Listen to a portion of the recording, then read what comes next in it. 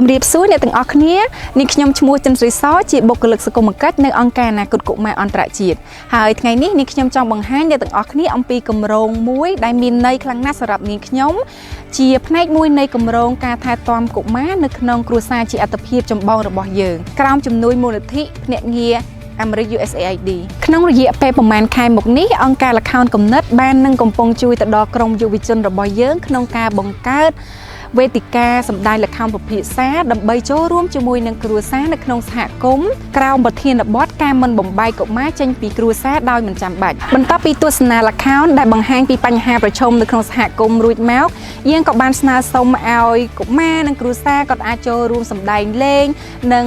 ចែករំលែកពីវិធីសាស្ត្រក្នុងការដោះស្រាយដោយបង្ហាញថាមណ្ឌលថែទាំត្រូវបានចាត់ទុកថាជាជម្រើសចុងក្រោយយើងសូមចែករំលែកដល់អ្នកទាំងអស់គ្នាអំពីលទ្ធផលនៃការសម្ដែងទាំង10លើករបស់ពួកយើងក្រោមចំណងជើងថា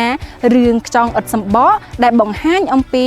គ្រួសារមួយដែលមានចំនួនកូន5នាក់ដែលកំពុងជួបនឹងការលំបាកក្នុងការបំពេញតម្រូវការមូលដ្ឋានរបស់ពួកគេវីដេអូនេះបានបង្ហាញអំពីទុក្ខលំបាករបស់កុមារក្នុងការទៅសាលារៀន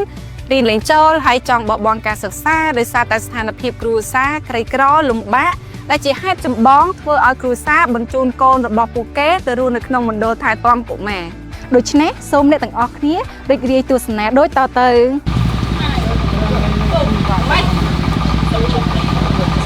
ជប់រៀននេះអីបានឯងចង់ជប់រៀនហ៎សូហ្វីខ្ញុំរៀនអត់ចេះទេម៉ែខ្ញុំចង់ទៅជួយមើលបងប្អូននៅផ្ទះវិញឯងរៀនចេះក៏ឯងត្រូវតែទៅរៀនដែរឯងមើលពុកម៉ែនេះរៀនបានតិចតួចបានជារាល់ថ្ងៃយើងទៅជិញ្ចឹមណាកូនចាំហើយណាក៏ឯងត្រូវចេះអក្សរដែរតែខាតឯងមិនត្រូវឈប់រៀនទេណាកូនខ្ញុំរៀនអត់ចូលទេម៉ែពុកហើយខ្ញុំឈប់រៀនតើខ្ញុំជួយធ្វើការងារផ្ទះពុកម៉ែបានខ្លះដែរបើវាចង់ឈប់រៀនហ្នឹងក៏ឲ្យវាឈប់ទៅជាហៅណាវាក៏បានជួយធ្វើការងារយើងផ្ទះយើងដែរខ្ញុំនឹងសូមឲ្យអ្នកសម្ដែងរបស់យើងសម្ដែងឈុតសំខាន់មកវិញម្ដងទៀតហើយនៅពេលដែលកន្លែងណាមួយដែលបងប្អូនឃើញថាលោកពូក៏ចេះអូបើខ្ញុំជាពូមឿនវិញកន្លែងហ្នឹងខ្ញុំមិនស្រេចចិត្តដូចពូមឿនទេខ្ញុំនឹងធ្វើការស្រេចចិត្តផ្សេងដល់ពេលដែលពុកម៉ែបងប្អូនមានការយល់ឃើញដូចនេះសូមពុកម៉ែបងប្អូនស្រែកថាឈប់និងលើកដៃឡើងលើហើយខ្ញុំនឹងផ្ដល់ឱកាសឲ្យបងប្អូនអាចឡើងមកចែករំលែកគំនិតយោបល់នៅខាងលើឆាកនេះបានម៉ែពុកខ្ញុំសូមឈប់រៀនកូនឈប់អីកូនខំរៀនទៅមកពីយើងខ្វះវិជាណាដល់ក្រពុកក៏ឲ្យកូនឈប់ដែរពុកមិនពុកលំបាកប៉ុណ្ណាពុកនឹងស៊ូឲ្យកូនរៀនកូនត្រូវតែប្រែងពុកអី